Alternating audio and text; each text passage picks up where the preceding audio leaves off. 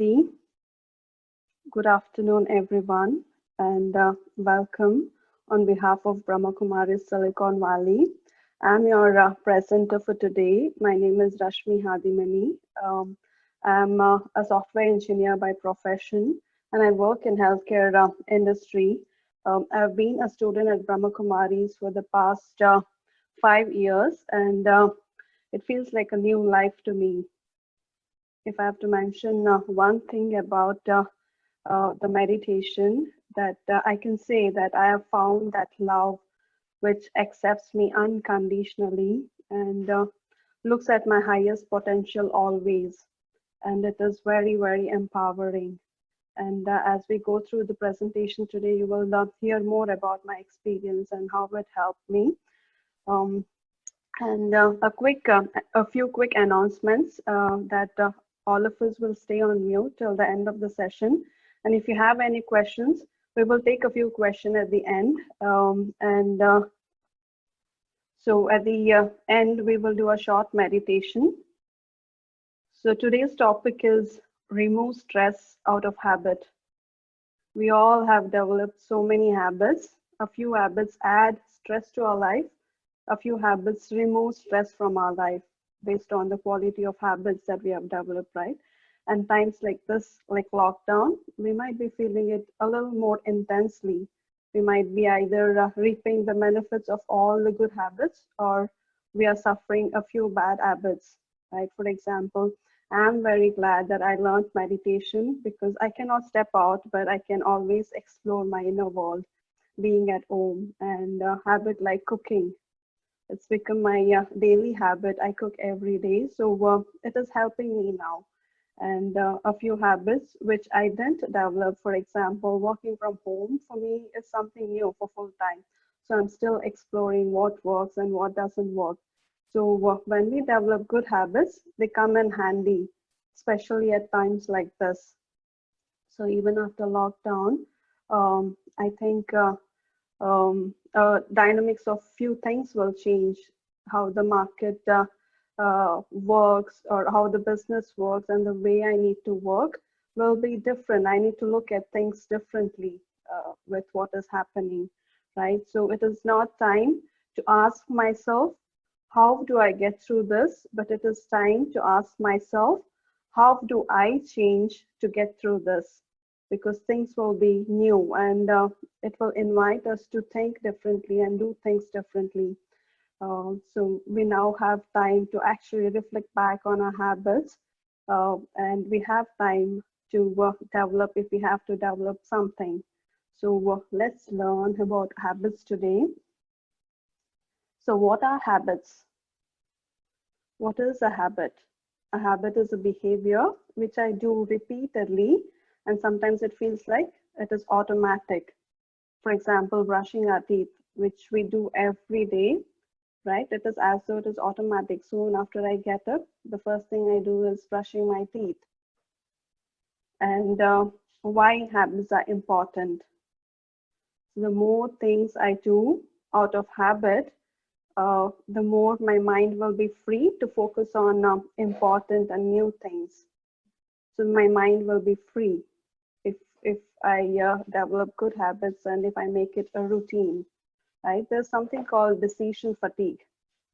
So in a day, we make a lot of decisions. A few are important, most of them are not, right? So when the psychologists say that human beings can make only certain number of decisions in a day. If I make a lot of decisions during the day, then at the end of the day, I will not have that capacity to make a good decision. I will not be able to weigh in all my options and make the best decisions because I've developed decision fatigue, right? That's where discipline and having a fixed routine helps. And if you see, most of the successful people have a fixed routine, their morning rituals, and they follow certain discipline. It is because they can keep their mind to think about something important. For example, Steve Jobs and Mark Zuckerberg, they wear the same kind of clothes and same color every day. right? It is not just out of simplicity, but it is to save the mental energy to do more important things like building Facebook or Apple. Let's see why we do what we do, right? For example, I come back from office and say, I've not worked out today, and I have two options. Either I can work out or sit and watch TV. And we all know what is beneficial for us on a long run, that is working out, right? But most of the times we choose watching TV. Why do you think we do that?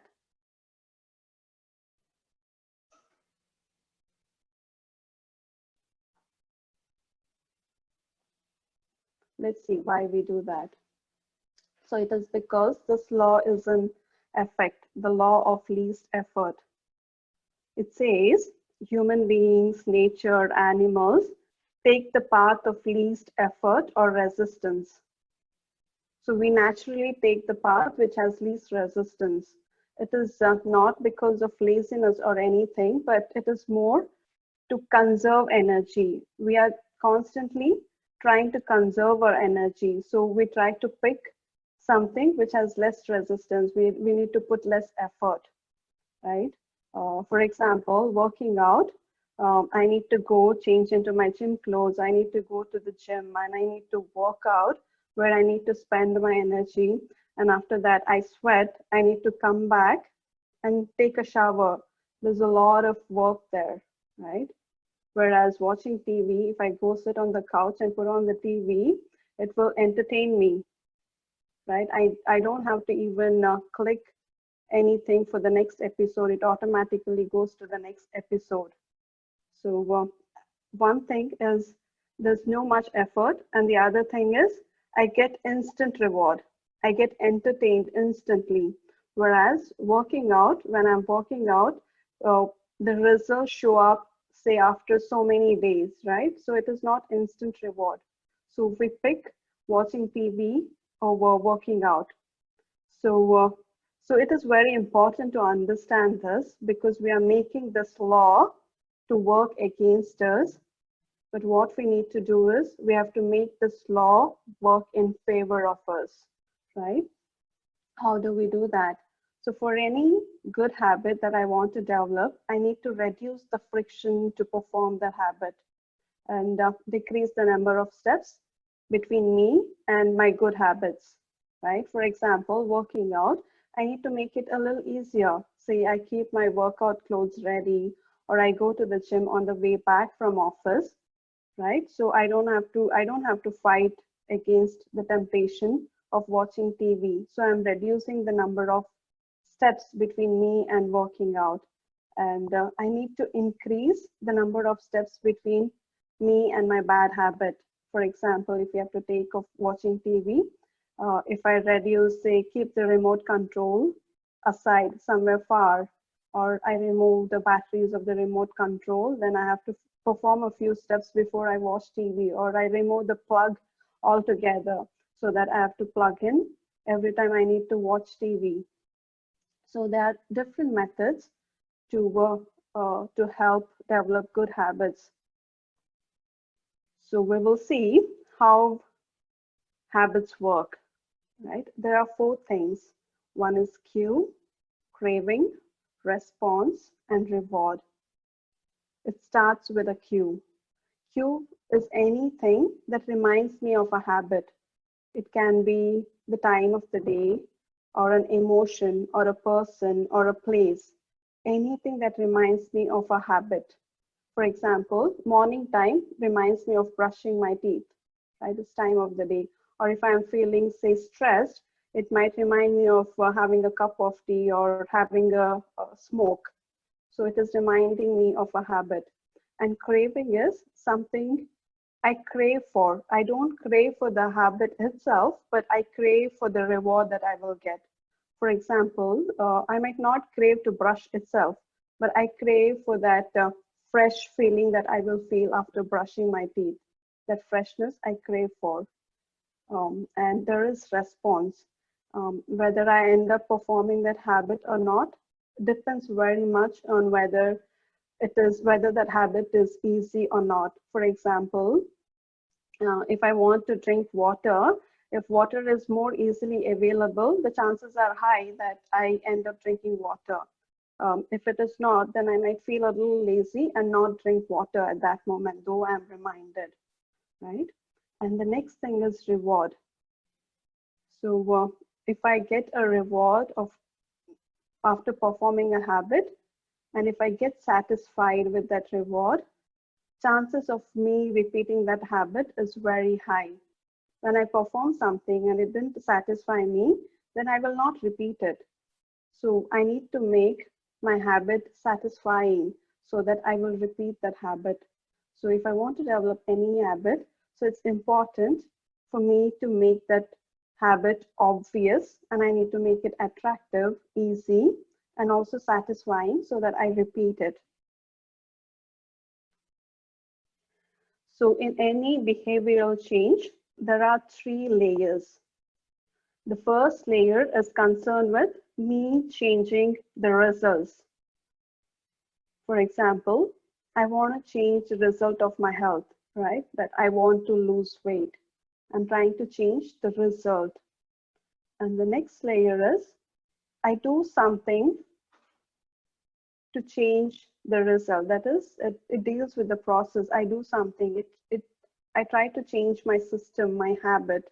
For example, I try to implement a workout routine or healthy food habits. So it all is concerned with change in the process or the habits. And the third and the core layer is changing the identity. At this level, I'm changing my beliefs and I'm changing my self-image. See, I change my self-image to I'm a healthy person. When I do this, every choice I'm making, I'm asking this question. Is it something a healthy person does? Is it something a healthy person eats? So since I'm identifying myself as a healthy person, I'm asking this question every time. So automatically, the process and outcomes both change. So it is the core of any habit change. I change my identity. So let's see another example. Say I want to quit smoking, right? And I say myself that I'm somebody who's trying to quit smoking. I identify myself as somebody who's trying to quit smoking. So when I step out, there is margin for me to smoke because I'm a person, I'm just trying to quit smoking, right? I have not quit already, so I can smoke. The same thing if I step out saying, I don't smoke, right? When I say I don't smoke, then there's no margin for me to smoke because I don't smoke, right? So that's how it also works with when I say I'm a peaceful soul. When I say I'm a peaceful soul, there's no margin for anger, anxiety, and sorrow. So the key of any habit change is to change the identity. That's the core. And we all have heard that mind is like a child, right? We need to give very, very clear instructions. If I tell today that I will meditate today, then it is not very actionable. It's not very clear to my mind. Instead, if I say, I will meditate for 10 minutes at 6 a.m. in my room, my instruction is very, very clear to my mind, right? I will perform this habit at this time in this location. So there is no room for negotiation. Otherwise, my mind negotiates with myself. Okay, let me do this later, or something like that. So when I give clear instructions, there's no room for negotiation. And the next method is habit stacking. So here I identify a habit which I already have developed, which I'm already doing. And then I attach my new habit to this old habit. For example, we all do this. So when soon after we brush our teeth, we wash our face. Brushing the teeth means washing the face. We do it automatically without thinking, right? Because we have done this habit stacking. Similarly, for if I want to develop any new habit, if I stack with the old habit, then it is the first habit will give a cue to my new habit. For example, I want to repeat affirmations, right? That is my new habit. So if I attach that with the existing habit of drinking water, I drink water multiple times a day, right? So if I stack it with that, so whenever I pour water to drink, I repeat my affirmations, right? So whenever I pour water, it reminds me of repeating affirmations. So it helps me to develop that new habit. So this has been happening like, so me and my husband drink tea together in the morning. So, we started actually doing spiritual study while we are having the tea, right? So either he reads out to me or I read out to him. So for us now, drinking tea in the morning means doing morning studies, right? It helps. Environment, right? So a lot of times we depend on our willpower or motivation to change habits, but we need not just depend on our willpower, right? We might not have it always, or even motivation. So we don't have to rely on that. And environment plays a big role in habit change. For example, I'm trying to lose weight, and there is a jar of cookies on my kitchen counter. So every time I enter the kitchen, I see that jar of cookies and I fight it. And I'm exercising my willpower to not have those cookies, right? And I'm actually spending my mental energy just fighting the temptation, which I need not do it. If I keep the cookie jar somewhere inside where I do not see, then I don't have to fight and use my willpower to fight it, right? So environment is very, very important. And I need to check whether I'm being a master of my environment or I'm just being a slave to it, right? So there was also an experiment done on this, that in one of the San Francisco schools, there was just water fountain in the school. And as a part of experiment, they put a signage, and they also put cups next to the fountain. After doing this, it seems children started having water more. For 20% more, the children started having water, right? The environment is a big factor. And if you see why we watch so much TV, or why the kids watch so much TV, we just need to look at how our furniture is placed in the house. Is it facing toward, if is all our furniture facing towards the TV, right? So it is so encouraging for us to sit there and spend more time. So as experiment, if you want to change the direction of furniture, you can change and see how it helps. And how family, friends, and culture influence our habits. We spend most of our time with these people, and whatever they do, they influence what we do as well. So the researchers say that in any community, in any culture, we try to first fit in that culture. We do what others do so that we are accepted. And once that happens, we then try to stand out. So it's important to see why we behave in certain way, right? In an environment. And we imitate rich and famous. So what the rich and famous do, we often don't think, is it right? We try to imitate them, and we follow the majority. And there was also an experiment done that there was a polling, and a few people, though they knew the answer was not right, but they still selected that answer because majority of them had selected it, right?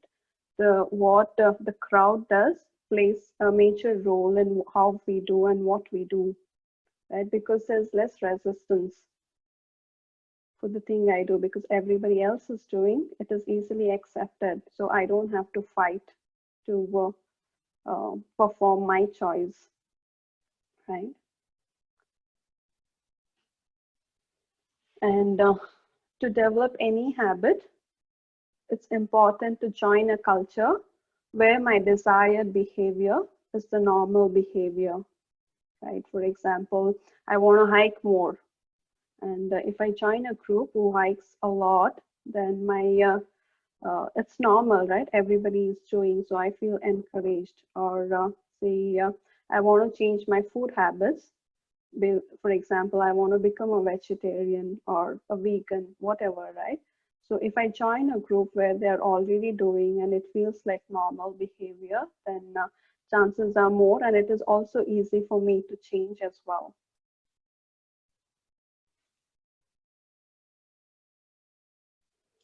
Satisfaction.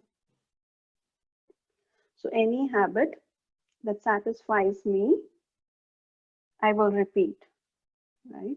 So if there's no satisfaction, then I won't repeat that habit.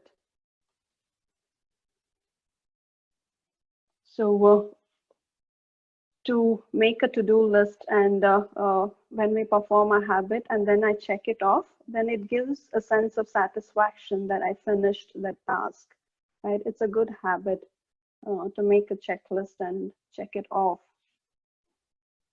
And it gives a rush of dopamine, which is a happy hormone. So that is the hormone that we get. Say, for example, when I get a like on social media or somebody comments, it gives me a rush of dopamine. So that's how I get addicted to social media. I get a dose of dopamine. But we need not depend on that. There are other ways to get a dose of it. And I need to say, for example, I need to remove a habit. Say, for example, I'm doing a lot of online shopping, then I want to stop it, right? So if I just stop myself from doing online shopping, and I'm depriving of myself, right? I suffer. So I don't want to do that. I will tend to do online shopping because otherwise I will be deprived. So instead of that, say I create an account, uh, so account for charity or a cause that I believe in. So whenever I get tempted to do online shopping, if I transfer the same amount to the other charity account, then I get a sense of satisfaction that I'm contributing towards a worthy cause. So when I see that, when I feel satisfied with that, then not do online shopping becomes easy for me, right? So I need to make it satisfying. I need to create something which will give me satisfaction instead of just depriving me from a habit. And having an accountability partner helps me to perform a habit that I want or don't perform a habit I don't want to. For example, if we go back to school, if I went late to school, then I was answerable to my teacher, right? I had to go and tell my teacher why I was late. And that makes me very uncomfortable. Me going and telling my teacher, it's not so comfortable. So I don't repeat that habit, because if I go late, I'll have to go talk to somebody and tell why I was late. And that's where having an accountability partner helps, right? Confessions are uncomfortable. So even in meditation, we have this uh, way that if we did anything, then and share with the Supreme Soul, right? So it is, he definitely accepts us unconditionally, but when we are doing it, then we realize it a little better, and the chances are less that I repeat it, and I also get power from him to not repeat it.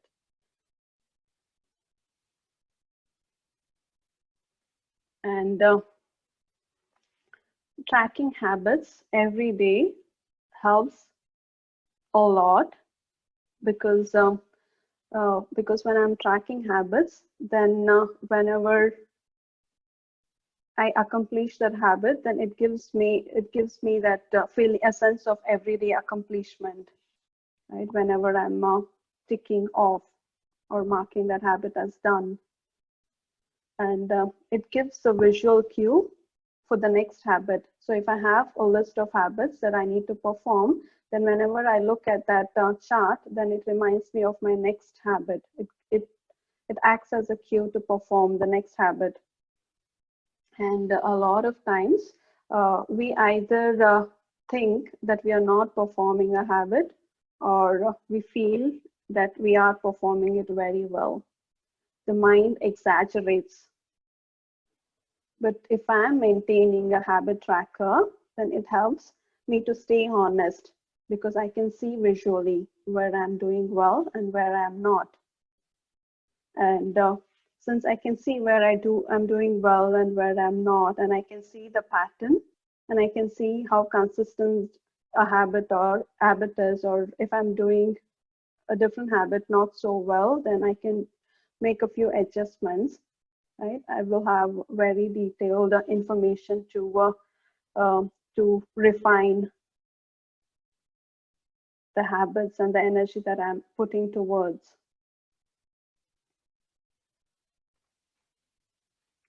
And so when I see how my habits are going, it builds confidence in me, and it keeps me encouraged to do more and more.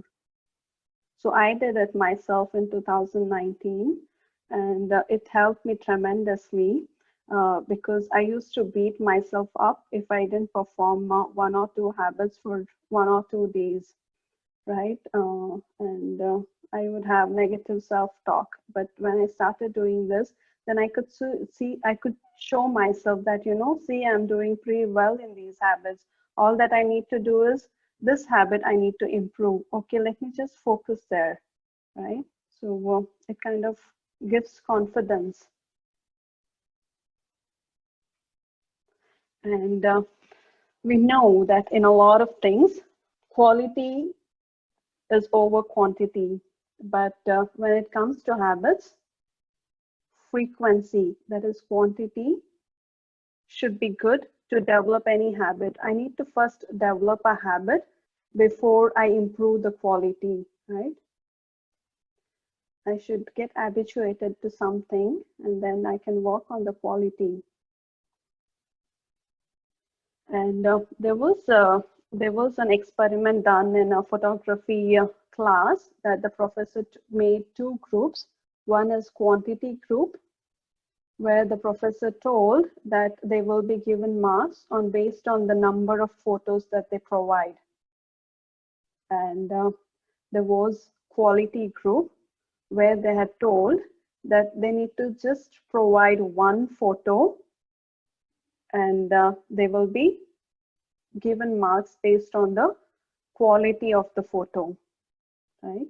And the semester passed, and at the end of the semester, the quality groups and the quantity groups both provided the pictures, but it seems the quality group photos were the best,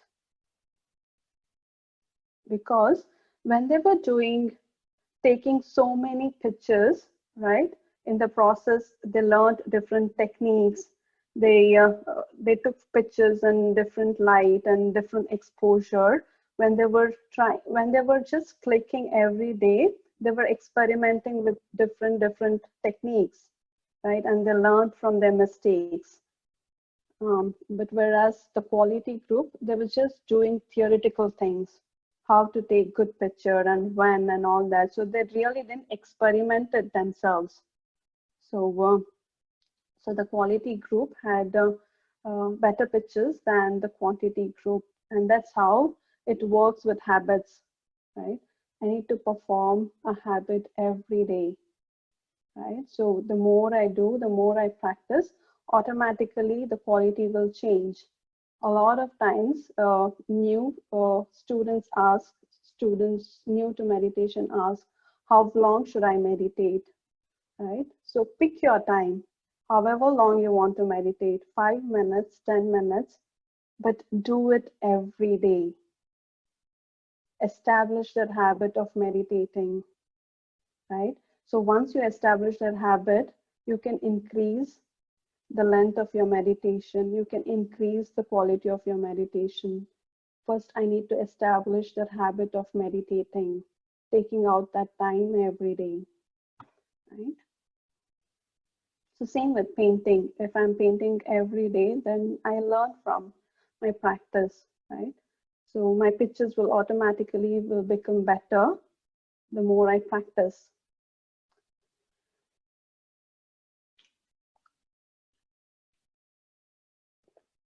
There are a few other techniques to build habits. So one is to automate a habit, right? So for example, I don't want to be on the electronic devices a lot. Then there are ways to actually turn off the Wi-Fi, say at 10 o'clock, or even if I want to develop a good sleeping habit, then turn off your Wi-Fi at particular time, or dim the lights, say by 9 o'clock. So automatically you're encouraged to go and sleep when the lights are dim. Then even the mind thinks that it's time to go to bed. There are so many ways to automate our habits, right? It need not be just programmatically or electronic automation. For example, I want to lose weight and I want to eat less, right? So if I want to eat less, then just take a small plate instead of having a big plate, right? So when I have a small plate, automatically I eat less. So there are so many ways to automate our habits, which will help us, and it happens automatically. And identify the keystone habit. And what is keystone habit? Keystone habit is the one, if I perform that habit, then there is a chain reaction. There is that domino effect. If I perform that habit, then all others will fall into place by itself. For example, if I have to give my own example, if I get up at 4 o'clock, right? If I get up at 4 o'clock, I just need to do that. Then I finish my meditation. I finish my morning study. I finish my workout. And then I finish my cooking, right? And it is not just that. If I get up, my husband also gets up and he does all these things with me, right? So it also multiplies, and there is a high return on investment. If I just focus on just this one habit, then all other habits will fall into place. So there might be a lot of habits like that. We have to go back and check. So identify such habit that will help other habits as well, so that a lot of things fall in place with just a little investment. And break down the habit. So whenever a habit feels big, then we don't feel encouraged to perform that.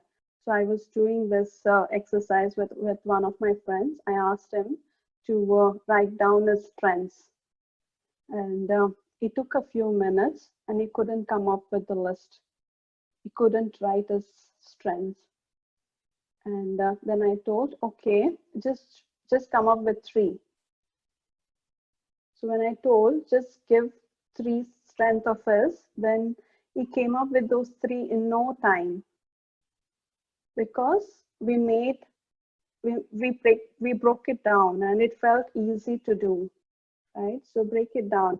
If you want to run a marathon, then tell yourself that, I will run just 10 minutes today. And if I am doing that every day, then I will be able to run a marathon in a few months automatically, right? Make it look like small, which is achievable.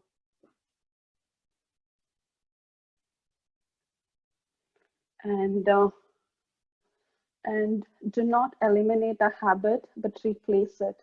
Don't deprive yourself from a habit. See what reward that habit is giving and replace that habit with something other which is more healthy but gives that reward. For example, if smoking is relieving me from stress, then if I pick a different habit, say I go for running, and then that gives the same reward, right? I replace with that. So whenever I'm focusing to develop a new habit, my whole habit will automatically go away. I don't have to put effort to remove that habit, right? Just focus on the habit that you want to develop. And patience. Patience is very, very important when we are doing anything, especially when we are building habits, because it takes time, right? A stone cutter,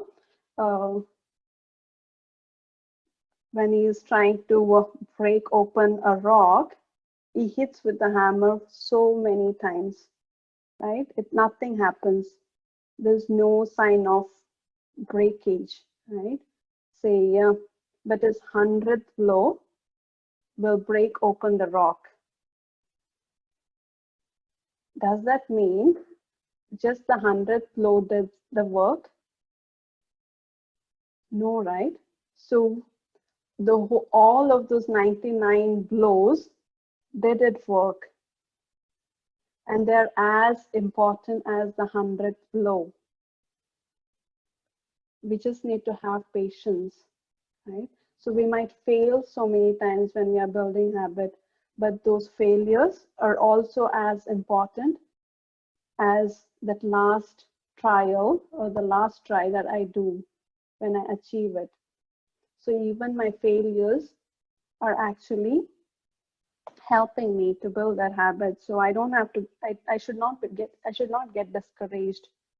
I need to have patience, and to do anything, being optimistic is very important, right? So it seems there was a group of pessimists, and they wanted to create a pessimist club, but it never happened because nobody thought it is possible, right?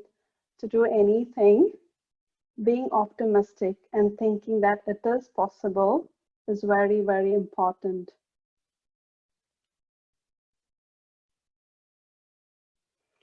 And let's see how pain and time works together with procrastination, right? When I'm procrastinating, initially the pain is very low.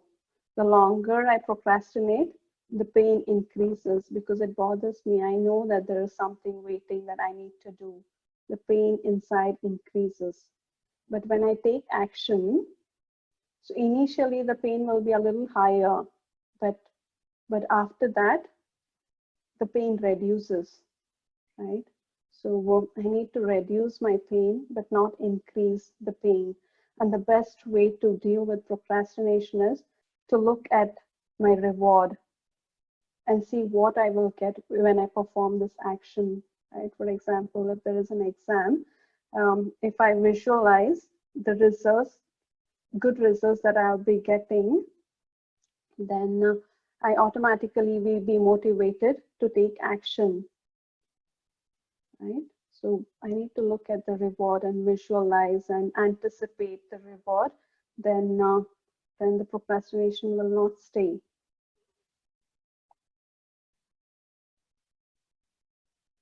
So now let's learn how meditation promotes habit change. Right? The first thing is when I'm meditating, I'm more aware of what I am doing. I can clearly see what I am doing and how it is influencing my life. And then I can see what I should change very clearly, and then I can acknowledge it, right? So when I'm aware and when I'm acknowledged, then half of the work is done, right? Many a times we don't recognize what we need to change. Mm, and I need power to change anything, to build a habit. I need that mental strength.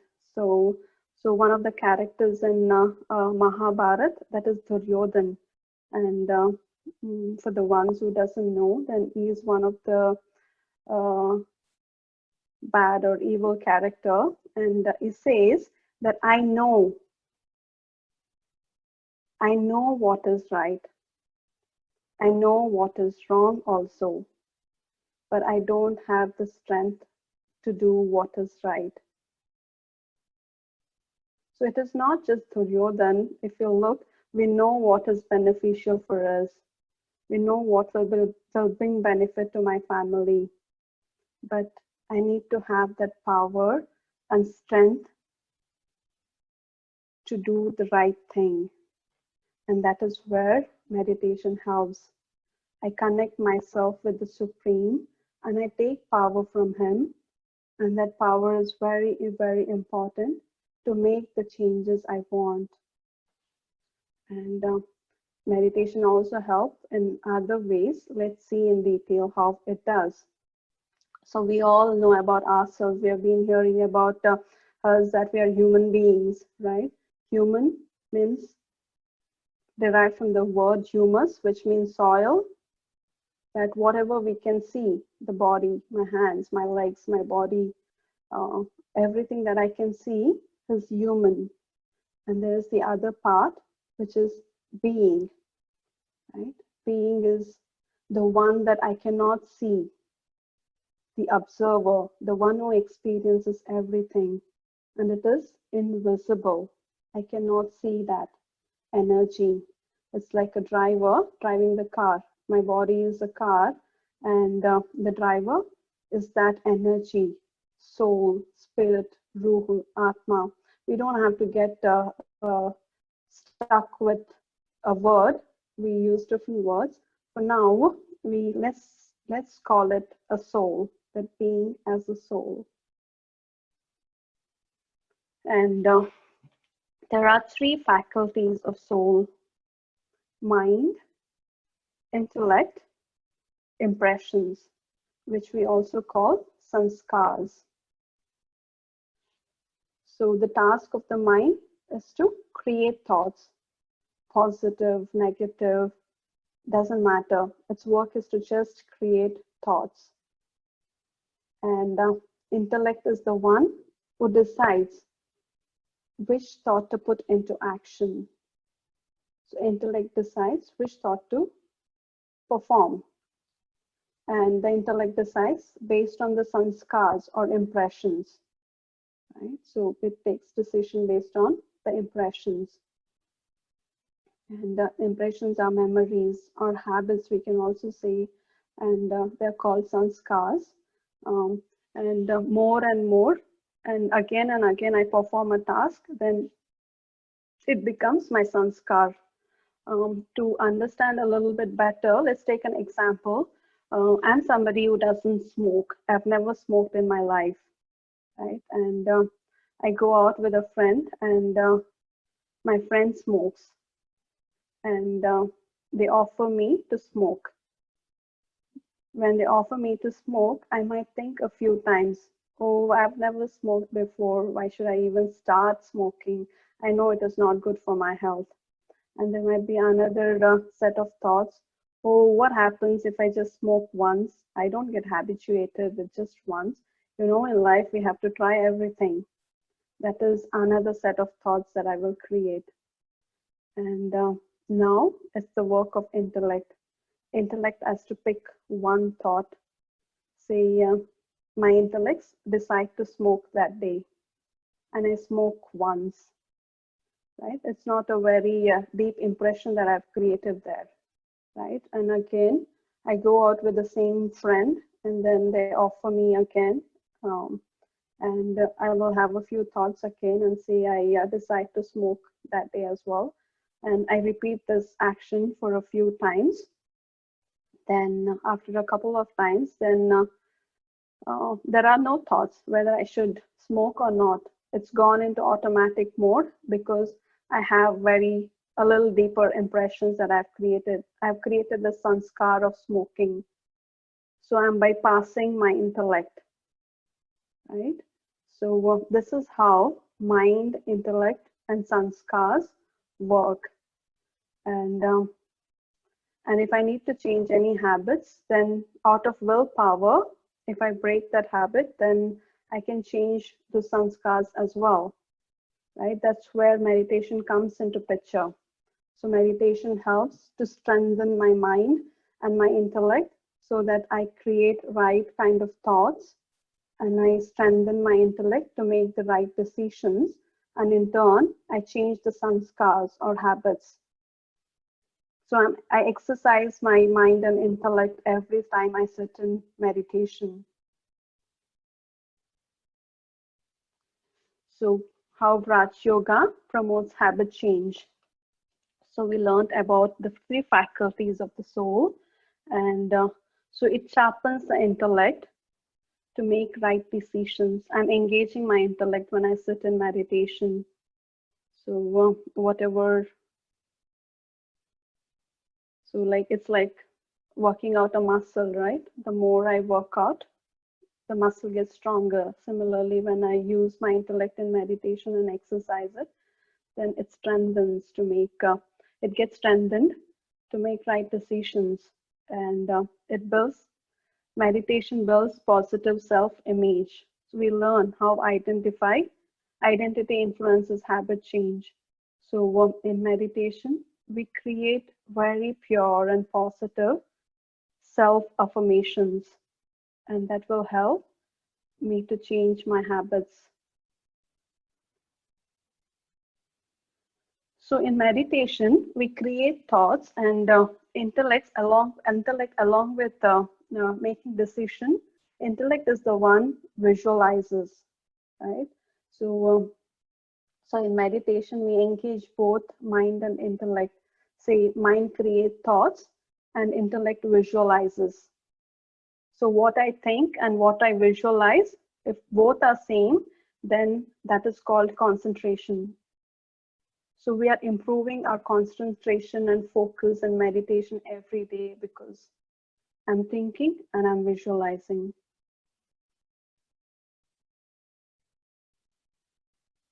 So it trains our mind to think elevated about the self and everybody around and everything around. And it replaces substance intoxication with spiritual intoxication. So to feel high in a good way is very important. I should be high on life, right? I should not depend on substance. So when I'm aware, when I know my spiritual self, and when I know about the spiritual father, I get intoxicated and I feel high and I feel energetic to do everything I do. And it is very important. When I don't feel that, then I start looking for it outside through a substance. But we need not do that. So it helps that way so that I can get over my bad habits. A little bit about the organization and a few announcements. BRAHMAKUMARIS is a world spiritual organization. It was founded in 1937. It's a non-profit organization, and we have a global presence in 130 countries with over 8,000 centers across the globe. And there are over 1 million practicing members worldwide. So we are a very big family. And the motto of BRAHMAKUMARIS is world transformation through self-transformation. So when I transform, then I can inspire others to transform. And that is the only way we can change the world. The only person that I have control over is myself, and I can only inspire others. Right? It's time for self-transformation. So, and also I highly recommend taking meditation course. So I will announce about that and give details about the meditation course that will happen very soon. And a little bit about Silicon Valley Center. So it is led by Kusum Kejriwal, and she's been the director of the center for the past 25 years. And she's a great mentor to me, a friend, and a mother. She's somebody whom I would call if I have anything. Just a few weeks ago, I was feeling very overwhelmed, and then I called her, and she told me how capable I am, right? And that was all that I needed at that time to deal with that situation, right?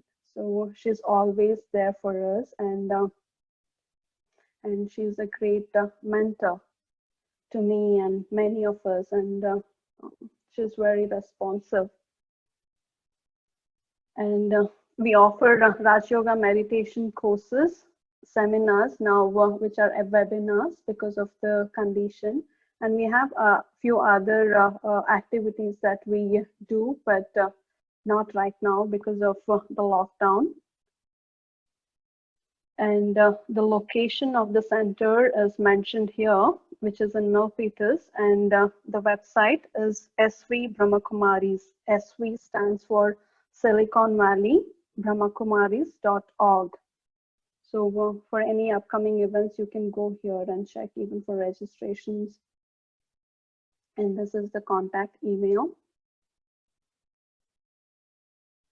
And the upcoming events are, so we have Raj Yoga meditation online course starting today at 4 o'clock. It's from 4 to 5:30. It is today, tomorrow, and next weekend, the same time. And I highly recommend for you all who have not done course, meditation course, to take this course and take this course, and it helps to change habits, and it helps to change life.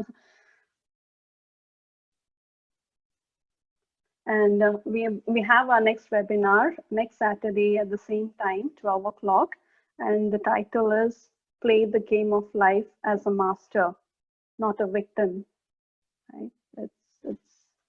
It's important. Freedom. It gives a sense of freedom to play the game of life as a master. And we also have a meditation course in May. This is the next, the one that is starting today is the immediate batch. And we also have another batch starting in May 2nd, 3rd, and the following weekend. And to register, here is the website. You can go register here for both meditation course and the webinar. And the Raj Yoga courses will be in English. And we have been meditating every day together from 7:30 till 8. And this doesn't require any meditation experience before. It is to spread those peaceful vibrations to the world and the souls which are in need of peace and love, right? So this is one of the ways to contribute to the world and those souls who are going through hard things. So I highly recommend to join for this meditation and benefit yourself and everybody. And support in world healing.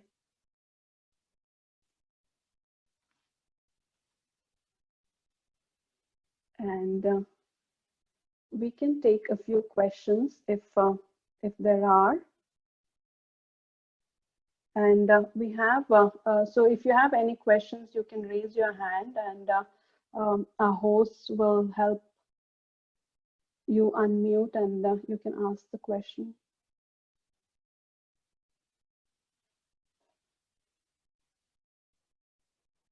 And I would like to tell that this session is being recorded, and it'll be shared on YouTube channel. Just look out on our YouTube channel, which is BRAHMAKUMARIS Milpitas.